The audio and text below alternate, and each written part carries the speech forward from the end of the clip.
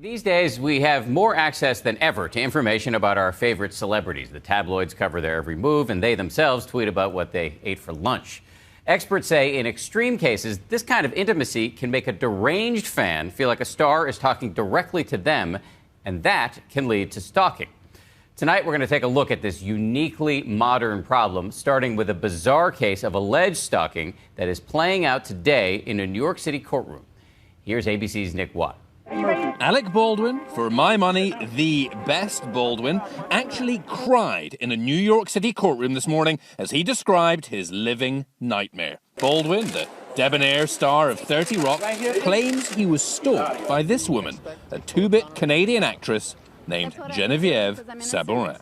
And I've said loud and clear that I'm innocent since day one. Baldwin claims she would bombard him with up to 30 text messages a night. Here's one. Say I do to me. He says she showed up at his Hamptons home, that she bombarded him with salacious emails, and here's a taster dished up in court. I want to feel you, taste you, and make one with you for eternity. I will nourish you with my energy, power, and magic. She offered all this and more in exchange for a new house in New York and Montreal, a new wardrobe, car, and jewels. In one email, she simply states, I want to be your wife, now. Last year, Sabourin was arrested outside Baldwin's Manhattan home. She claims it was a misunderstanding, that she and Baldwin were once lovers. You want to go for a coffee for closure with your ex-lover? It's 4 in the afternoon. It's not like I was there unannounced. You know, you announce yourself to somebody you have a relationship and a romance with for months and months, and we have many friends in common. It's normal. Alec Baldwin denies any relationship and today described his brush with Sabourin as like something out of a Hitchcock movie. Stalking is now an occupational hazard for some of today's celebrities, both online and in the flesh. Step out of the gate. Just watch this. Put your hands on the wall. Yes, sir. It's 4 a.m. and those are the gates of Miley Cyrus's Hollywood home. What are you doing? I'm a friend of my father. That man, 40-year-old Jason Luis Rivera, had a giant red heart around his neck and an unhealthy obsession with the 19-year-old singer. Oh, I have a scissors. Rivera was found guilty of trespass and slapped with a 3-year restraining order. He's not allowed within 1,000 yards of Miley. For the protection celebrities get from the cops and the courts, they have this woman to thank, Rebecca Schaeffer. A rising young star in the 1980s, she played Patty on the hit TV show My Sister Sam. Brandon is intelligent and sensitive and artistic. Back in those days, there were no stalking laws in California, or anywhere else for that matter. And Rebecca Schaeffer had a stalker, a man named Robert Bardot. I just felt like my obsession grew more and more. And I kept trying to contact her, and there was no response. I couldn't understand that.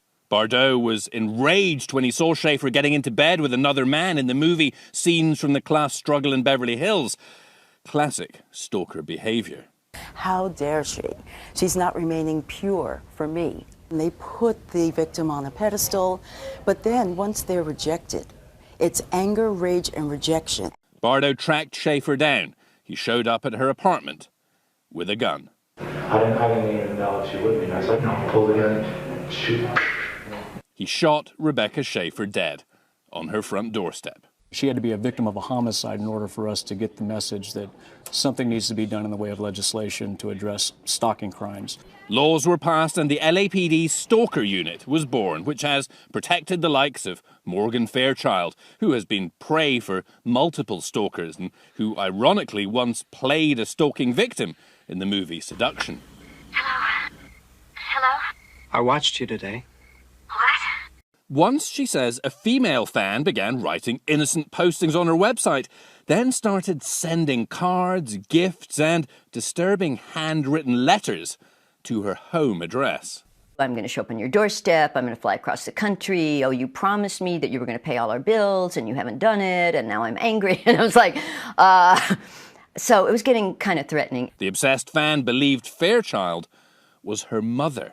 With all the technology that's readily available to any weirdo on the street, you do get a little concerned about your safety, about your security. And that's where we come in. Part of our job is managing that fear in addition to managing the case.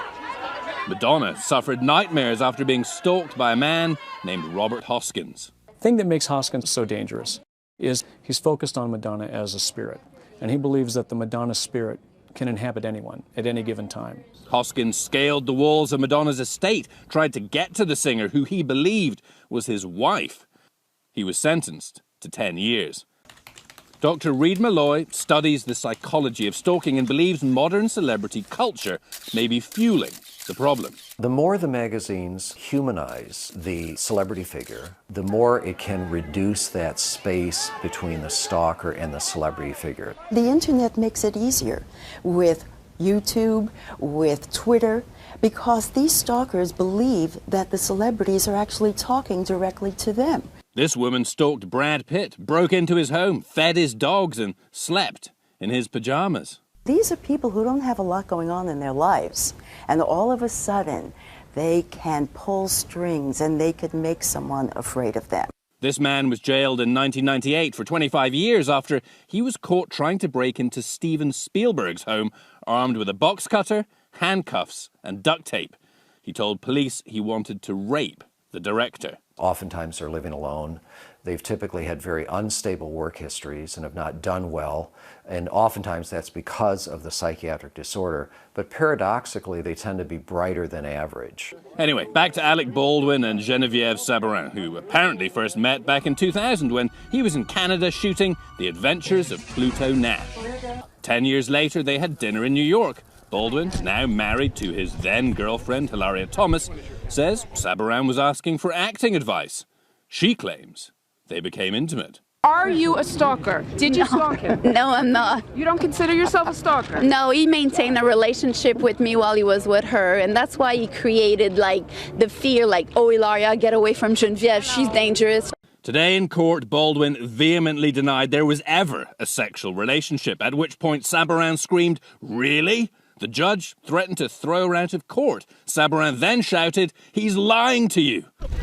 Baldwin, leaving court, was clearly agitated, telling a cameraman, I hope you jump. Thank you. I'm Nick Watt for Nightline in Los Angeles.